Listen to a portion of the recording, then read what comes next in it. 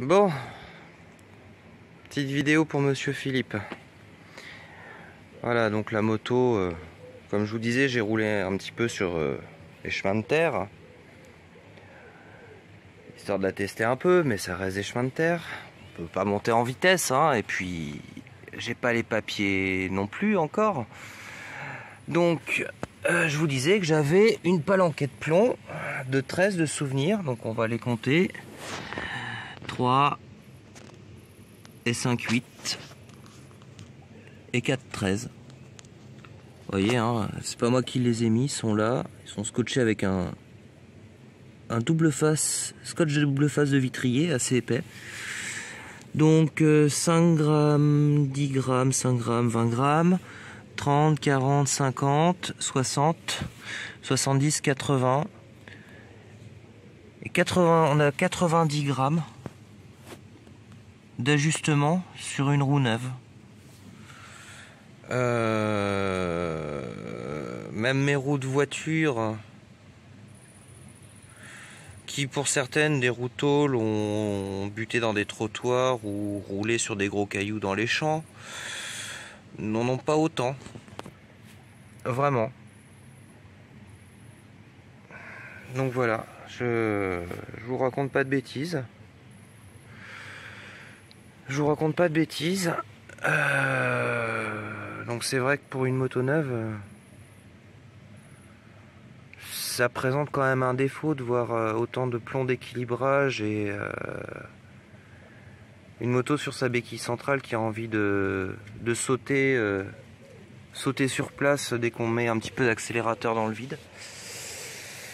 Donc ce pourquoi je vous ai demandé le liquide de frein, c'est que c'est pas écrit dessus.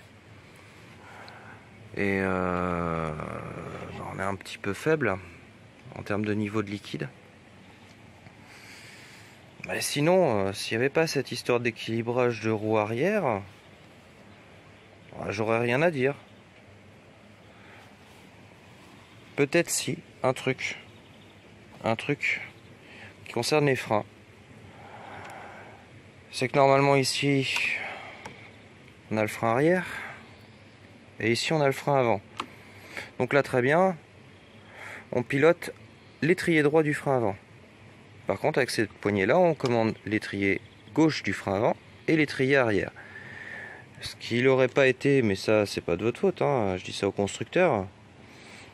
Mais il m'aurait semblé plus pertinent d'ici d'avoir les deux freins avant, les deux étriers qui sont beaux, hein.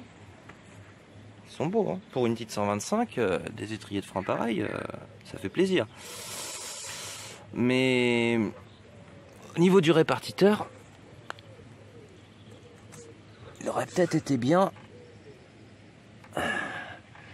qu'ils servent pas pour l'avant et l'arrière, mais pour les deux avant. Parce que là, c'est un petit peu dommage. Alors après, je sais pas. Est-ce qu'il y aurait suffisamment de gaine pour pouvoir monter là?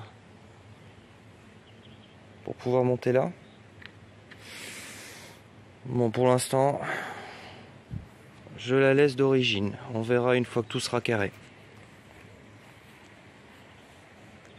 Mais sinon, j'ai hâte de rouler avec, hein. Dès que vous pouvez avoir les papiers, ça serait pas mal.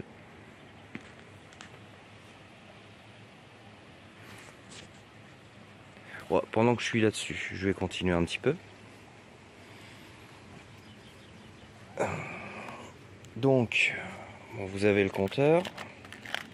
Je vous ai raconté l'histoire des freins. Donc ici, voilà. Ça c'est chiant le couinement. S'il y avait moyen de le couper, ce serait génial. Donc la petite trousse à outils et le chargeur.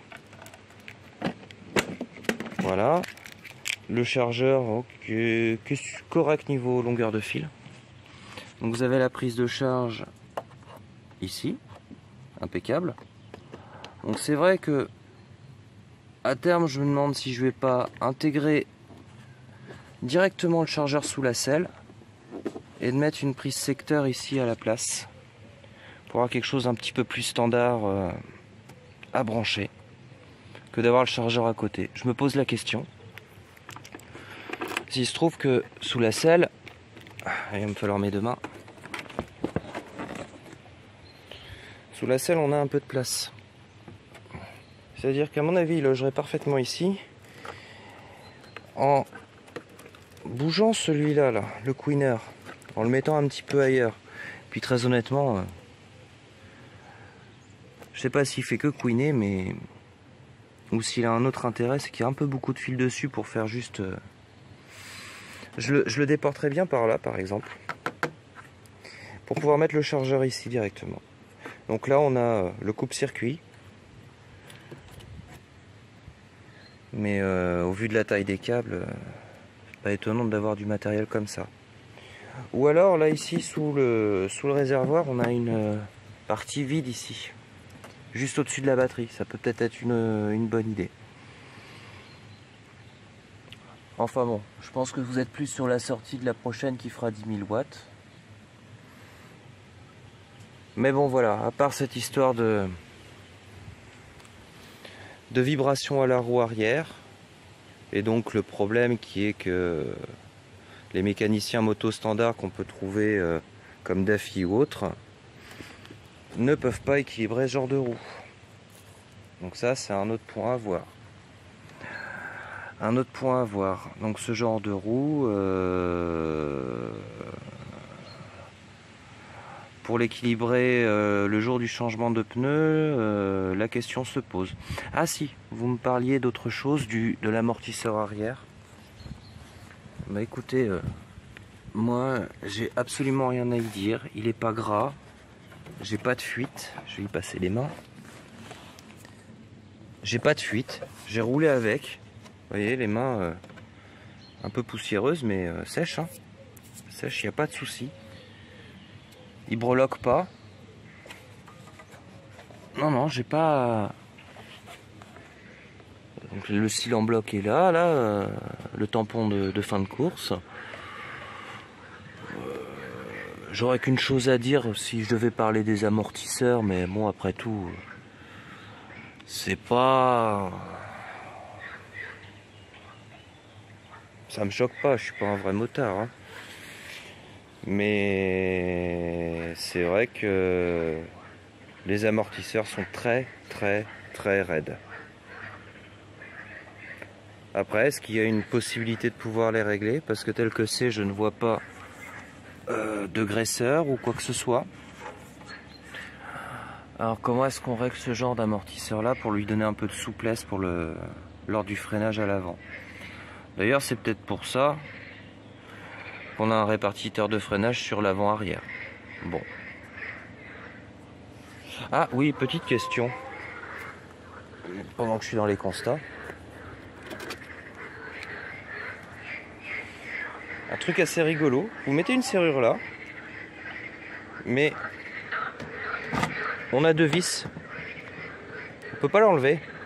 En fin de compte, pour accéder à la batterie, on est obligé de démonter tout le carénage.